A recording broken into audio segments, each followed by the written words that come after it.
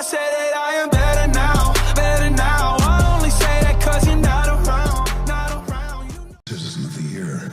I'm just a guy who keeps a strip of civilization open. When you drive the same road day after day, it's easy to think about the road not taken. I was lucky. I picked a good road early, and I stayed on Mr. Coxman? What can I do for you? It's about your son.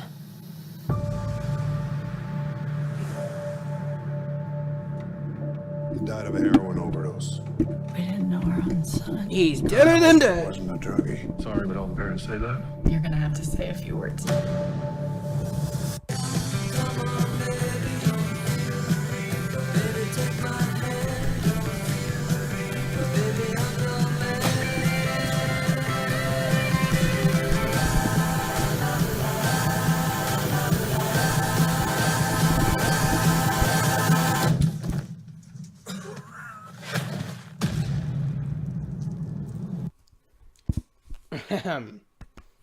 Godzilla. My cold sore. Kinker sore. Whatever. It's your boy, the Tatumeister here. And, yeah. We're here to review Cold Pursuit. Oh, yeah. Cold Pursuit. Cold Pursuit. Now, Cold Pursuit stars Liam Neeson and is directed by Hans-Peter Milan. Now, I don't know who Hans-Peter Milan is, but he sounds like a cool guy, right? I don't know. But let's get on with the review. So, it's a black comedy action thriller film. That's what Cold Pursuit is. You're probably wondering, Tate, what the heck do you mean by that? A black comedy action thriller film? Yes. Yes, believe me.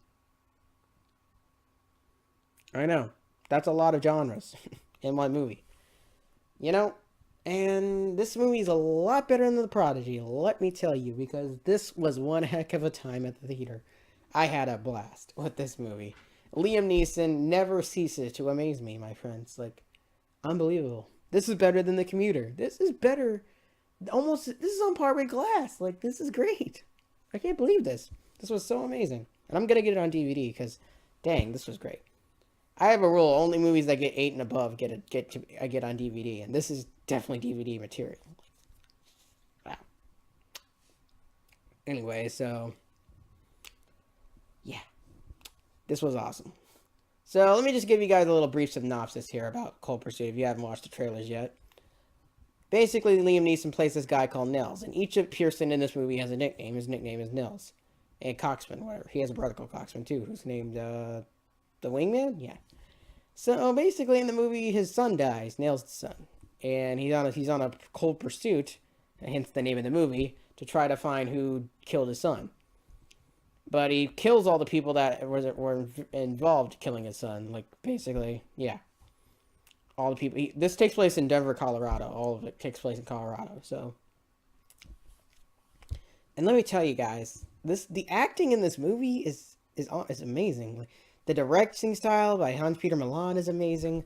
The writing is amazing. I mean, this movie is really well made. I was so shocked how good this was. Like, this was way, way better than I thought it was going to be. I thought it was going to be this cliche action movie with stupid cliche things. But man, they subverted my expectations a lot. There were still a couple of cliche things in it.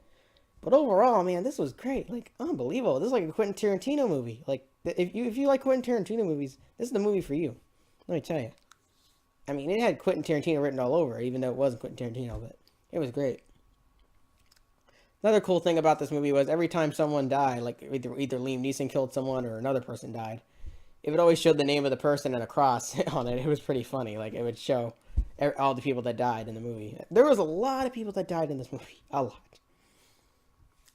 And there was a lot of betrayals, a lot of twists and turns, a lot of, like, blind sides. It was great. Like, if you like Survivor, you're gonna love this movie. It was so good. Like, let me tell you, I got to see this movie with Brian, my best friend, who's helping me make The Ditch Man, and let me tell you, it was one hell of a time. We were laughing. We were on the edge of our seat. This was great. Like, it was like way better than we thought. Like, Liam Neeson, he just doesn't stop making good movies. Like, he's just great.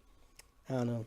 What's funny about this movie is that Liam Neeson's, like, he is in the movie a lot, but he's only in like half of the movie. It focuses a lot on the other characters, like White Bull, the Native American gang meet later. They got the villain, who's the Viking. The villain is amazing. Like, he's the best villain I've seen in an action movie since Die Hard. I mean, geez, this guy is like a mixture between Scarface and the guy from Die Hard. I mean, he's crazy. I mean, he's a freaking savage. I mean, Viking is dope. And Tom Bateman, I feel like he should get nominated for an Oscar for this performance. He was amazing. Like, granted, he died, but anyway, a lot of people died, so whatever. Yeah, let me tell you, I'm not going to spoil anything in the movie, but let me tell you, the movie was something else. I mean, it was great. Like, I'm just gonna let you know now, if you think this movie is just about Liam Neeson just shooting a bunch of people and throwing them off waterfalls, it's really not about that. Which is, by the way, it's kind of a meme, people him throwing people off of waterfalls. But, it was a lot better than what we thought. I mean, it was stylistic. It was character driven. It was, wow. I mean, I was just amazed. Like, I'm still amazed. This movie was way better than anybody thought. Like, wow. And what a surprise. I mean, and this isn't even Alita Battle Angel. Like, Alita Battle Angel is probably going to shoot me in the chest with how amazing it is going to be. But, I mean, geez. I don't know. By the way, I'm going to make a video about Alita Battle Angel tomorrow. That'll be up tomorrow. But, yeah. This was something else. Let me tell you guys. I loved Cold Pursuit. And I would strongly recommend you go see it if you want to have a great time in the theaters. Now, let me get into some negatives, because this is not a perfect movie. It is a really great, well-made movie, and I appreciate everything they did with it.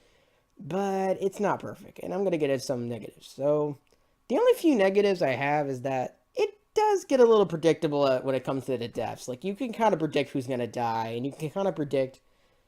Like, it gets a little predictable at points. And, I mean, that's kind of how it is with movies nowadays. You kind of can predict certain things that are going to happen, and this movie's no exception. But it did get predictable at points. And, I don't know. I feel like, my other complaint is, I guess Liam Neeson should have been in the movie more, because he is the main character. He wasn't in the movie as much as I had thought he was going to be, which I'm kind of glad he wasn't. But, I mean, it was kind of weird. When you put someone as a lead actor, you're expecting them to be in the movie the whole time, and he wasn't in it as much as I thought he was going to be, which, whatever. Also, I mean, the way they handled the kid in the movie, I didn't really agree with. I mean, they feel like the kid should have went with Liam Neeson and let Liam Neeson be his dad. That didn't really happen in the movie. The son of the bad guy. I guess he ended up with his mom. I don't know, but whatever. Another thing I didn't really agree with is how they dealt with Liam Neeson's wife. Spoiler, this is the only spoiler I'm going to give away, but Liam Neeson's wife is not in the movie that much. Like, she leaves, like, halfway through in the movie, and I'm like, bruh. I mean, I like Lauren Dern. Lauren Dern is a great actress, and she's like in 2 scenes of this movie, like, and she just leaves. I'm like, what? That's like getting rid of Bryan Cranston in Godzilla. Speaking of Godzilla, I mean, that's like getting rid of Bryan Cranston in Godzilla. Like, why you put Laura Dern in the movie only to get rid of her? That makes no sense. I don't know. But she didn't die, but I mean, this does have sequel potential, I guess. I mean, I don't know how they can make a sequel out of it. I mean, funny enough, this is actually a remake of a movie Hans Peter Milad made, so I don't know. He's kind of remade the movie. I don't get why. I'm glad he did. It's just funny. Like, I don't know. It's like, why get rid of Laura Dern like that? It just makes no sense. I don't know. But other than that, guys, other than those negatives, this movie was amazingly great. Like, I cannot believe it. Like, I would go see it again, honestly. It was a great time in the theater. I'm definitely getting it on DVD. Would I go see it again in the theater? Maybe not now. I don't know. Would I? It's hard to say. Because once you know that's another negative. Once you know everything that's happened, it does take away the fun a little bit. Because you kind of like the mystery of what's going to happen next. Oh my gosh, I don't know what's going to happen next. Once you know everything, then it's kind of like, it's not as fun anymore. I mean, it's still fun, but it's still great. I'd watch it again, but probably on DVD.